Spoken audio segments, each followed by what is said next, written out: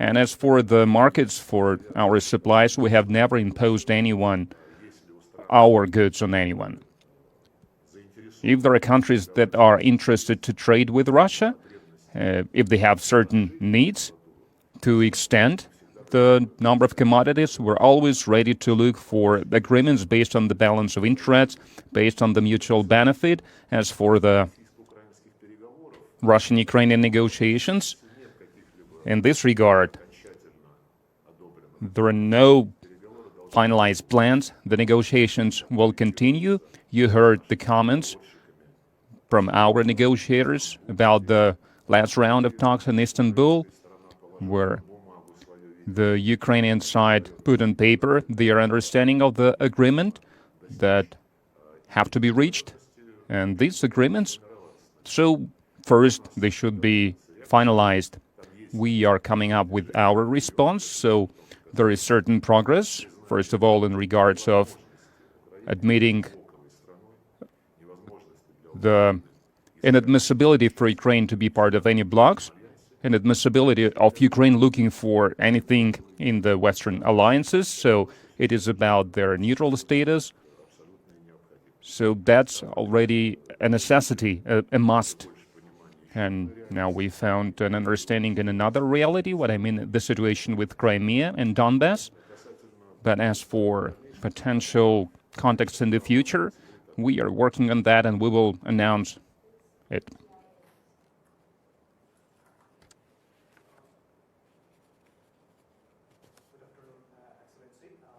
For holding press conference.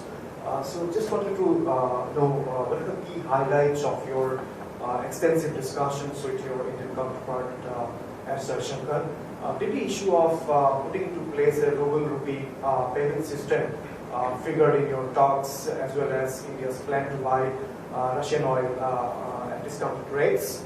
And also there have been some apprehensions in India about possible delays in supply of Russian arms to India, particularly components of S-400 missile systems. So would you like to say something on that? Thank you. Well, as regards using ruble and rupee in our financial trade dealings, I would recall that many years ago we started moving in our relations with India, with China, and with many other countries from using dollar and euros to more and more use of national currencies. Under these circumstances, this trend, I believe, will be intensified, which is natural and obvious. We will be ready to supply to India any goods which India wants to buy. I already referred to this. We have very good relations between the trade ministries, ministries of finance, and I have no doubt that a way would be out to bypass the artificial impediments which illegal unilateral sanctions by the West created. This relates also to the area of military technical cooperation. We have no doubt that the solution would be found, and the respective ministries are working on it.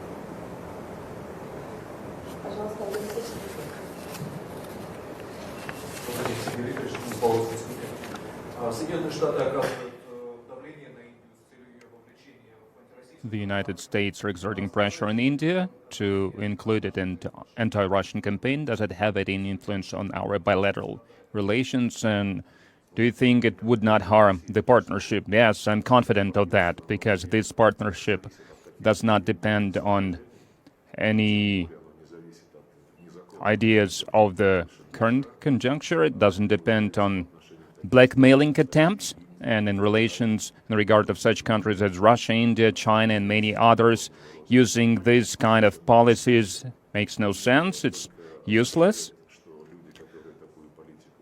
And it only means that people who try to pursue such policies, they will try to impose their vision on everyone else. They don't really understand a lot about national identities of the countries they are trying to talk to, using blackmail.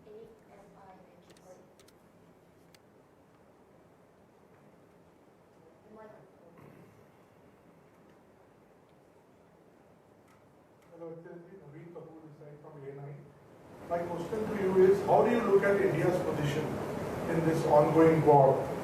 And what did you tell your Indian counterpart? And my question, another question is that, did you offer oil supply to India? And also, sir, is there any rupee-ruble, there is any confirmation on the rupee-ruble arrangement for payments? And my last question is that even Mr. Putin and you are sanctioned by US. So what are how do you look at this scenario? Well, any Russian has been sanctioned by the US and the European Union, so there is no surprise to me. The Western colleagues just made their real face known these days, and I have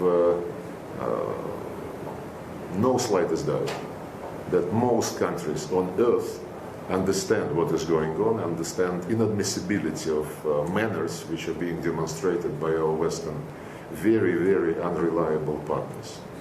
As regards Indian position on the developments in Ukraine, you called it a war, which is not true. It's a special operation which is being conducted with maximum attention to be paid not to provide any damage to the civilian infrastructure. The military infrastructure is being targeted, and the aim is to deprive the Kiev regime from capacity to present any threat to Russia. And this capacity has been built and strengthened for many years by the United States and other NATO countries who wanted to make anti-Russia out of our neighboring and fraternal country.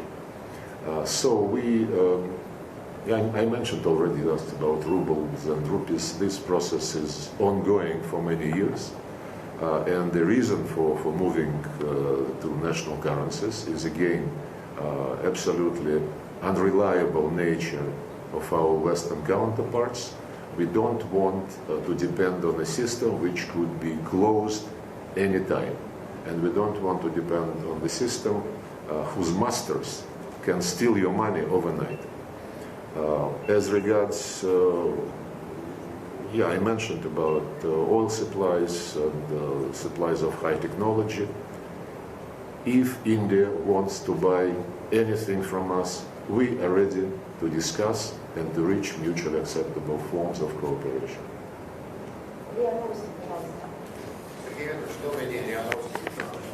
Если идет демонстрация на Запад, может ли Россия включить объем торговли с ним и в каких областях? Знаете, это просто естественный ход. It will only be natural state of things when you are open to all directions for mutually beneficial, mutually respectful relations, including in trade and investment in other areas. And when in one of these directions you can see that someone starts hating you without any reasons, and the reaction that follows is over the top, then objectively your partners in other directions, they become more important to your trade, to your economical activities. So it should come as no surprise. It has already happened. And these sanctions, they were not imposed yesterday. It has been happening for years, for a decade at least.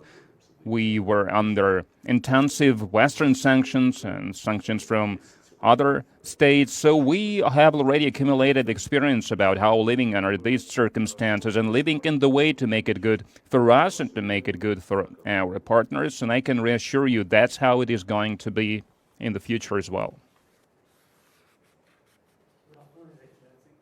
My question to you is that does it bother you when Western countries think of Russia's plan B while refusing to pay for their gas in rubles? France and Germany, for instance, have already said that they won't accept such an approach by Kremlin. And second question is that, do you think that India has not taken a hawkish stand against Russia because of its dependence on S-400 missiles, or for that matter, Make in India products like Kalashnikovs in Uttar Pradesh, despite pressure from the Western capitals, including the US and UK, 2 days ago? As regards gas supplies to Europe, my president was very elaborate.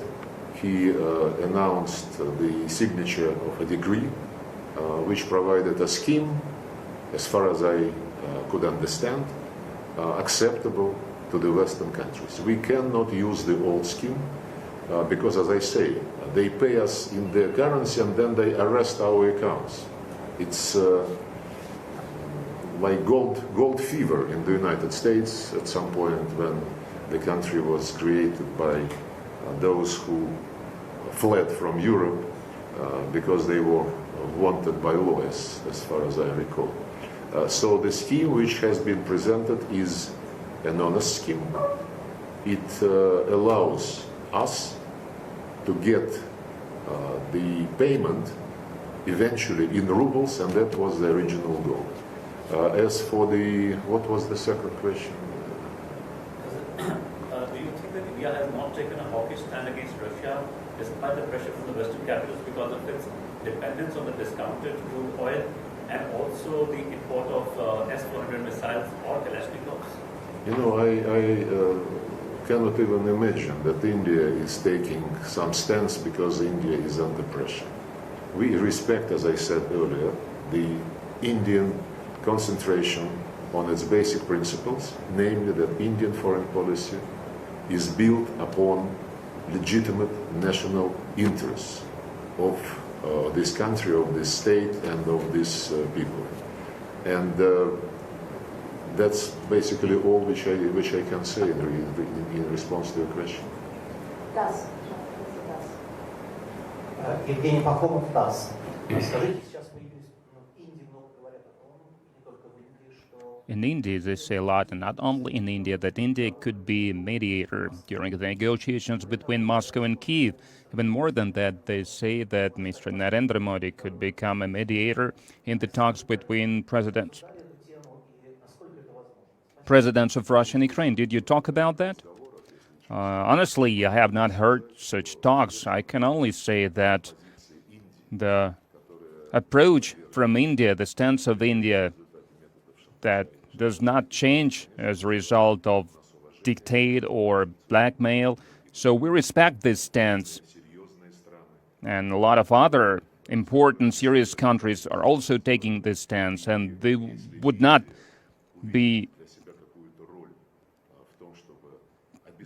change their position because of the pressure. And if India wants to resolve the problems that served for the onset of the current situation, the problem of the equal and indivisible security of Europe, if India will help to assert the principles of fairness and justice in all these matters, in all these affairs, and they will explain the dead-end attempts to refute to Russia, to refute the right to have the security of guarantees, if they will be able to explain it to the other countries, because we only want the security guarantees for everyone in Europe and also for Russia that were promised, that were enshrined in the OSCE documents, the principle that no country can strengthen its security at the expense of anyone else's security. That's the root of the problem, because the West is ignoring their obligations, and they try to present Russia as the direct military threat and ideological threat. They were helping Ukraine with their Nazi ideology in this regard. And if India will help to mediate these talks from the point of view of justice, of fairness, and of the rational attitude towards these matters, if they can help to support this process, I don't think that anyone will reject this kind of support, this kind of assistance. Channel 1.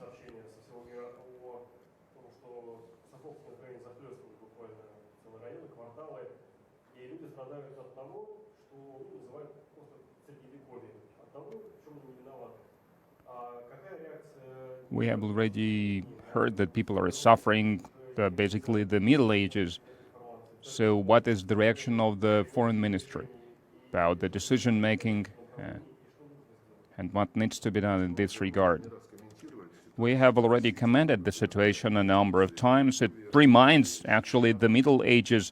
It reminds some anti-Russian campaigns. It's like the West, they were just presenting themselves as someone polite, as a reliable partner in the international arena. And behind this mask, there was their true face. And now this true face is something they're showing at such a scale, to such an extent that we have never thought possible. Everything Russian is being banned, is being forbidden. I think you asked us about this, and we have started this effort to register all these cases, everything that happens. We are using tools that we have in our state system, and the resources of investigative committee, the attorney general instruments, and apart from the state structures, state tools, we also use the fund of supporting Russian nationals who live abroad, who have been living and working abroad in dozens of countries, and we help them with the legal support to Russians who are now facing difficult situation. And what's happening now, it requires the global effort at the level of international institutions. And they must underscore that such, I don't even know how to call it without using any bad words, such discrimination by our Western partners. They are trampling upon the values that they've been so proud for decades: presumption of innocence and right of property, free market right, and so on and so forth. I'm not even talking what they're doing to religion, to Russian Orthodox Church, not only in Ukraine, but also in the EU countries that consider themselves civilized countries. And this conversation, it's high time we had this conversation, because it undermines all the obligations that are enshrined in the UN Charter, that are enshrined in the documents of the OSCE, and we won't be able to overcome the current state of things that the West is trying to... We're not even talking about the relations with Russia, we are talking about global relations, because it's a message to all of us. You can see it now in the last couple of years. Finally, all the attempts from Europe to try to be independent in any way, to be autonomous, self-sufficient, so the US put an end to it. And there are some individual voices, for example, from France, they don't change anything. Germany has already accepted that they are an ally of the US, and they will blindly follow any American policy. And basically, the unipolar world has been created. Everything is done to rebuild, to restore this unipolar world, and to declare that this is a struggle of democracies against autocrat governments. But when these democracies got united, got together, led by Washington, they have become an autocracy, if we talk about the global arena. And they think that they can do anything they want. If the United States would think that there is something in Iraq or in Libya or in Syria, thousands and thousands of kilometers from their shores, if they see any kind of threat for the United States, and as a rule, then it proves to be something fake or something based on fake with no hard evidence. So the United States, they can do whatever they want. They can kill hundreds of thousands of civilians. They can level the cities to the ground like it happened in Syria. And if someone else, not in only Russia, by the way, because the West will be active in all the regions if it won't be stopped.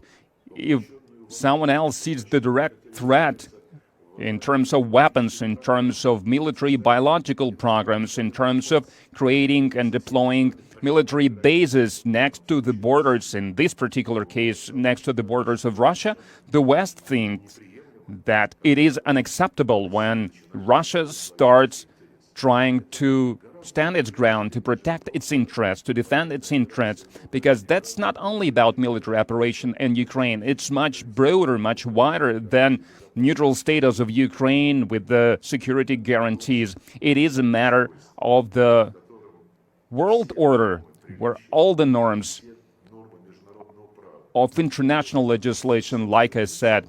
All the values that they pursued, that the West tried to introduce as part of their globalization, they were undermined by the West proper. And we cannot avoid this conversation. And China and India and many other countries understand that this conversation should take place, because I read the statement by the foreign minister of India at yesterday's event that was dedicated to the Indian-British cooperation or something, and to global affairs. And he said the right thing, that the matters that are now emerging in international affairs, these matters concern the world order that we have, because it will have to be adjusted, it will have to be changed, it has to be equal, it has to be multipolar, without any dictators and sovereigns.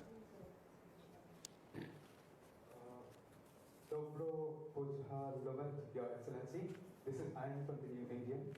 My first question is, why India? Secondly, Russia is actually hammered by a lot of sanctions, including on SWIFT code. So will Your Excellency, will you recommend India or any other friend countries to use any alternative payment gateway? Thank you, Your Excellency. I first have to understand, you asked why India? Why India what? Why your visit to India at this point in time? Well, because we are friends and we regularly exchange visits. The second question was about SWIFT. Yeah. Well, for many years, as I said, when the nature of our Western partners, who are entirely unreliable, became more and more obvious and known, we started developing national payment systems. In Russia, the central bank several years ago established a system of communication of financial information. India has a similar system which is called RuPay, and it is absolutely clear that more and more transactions would be done through these systems using national currencies, bypassing dollar, euro, and other currencies which proved totally unreliable.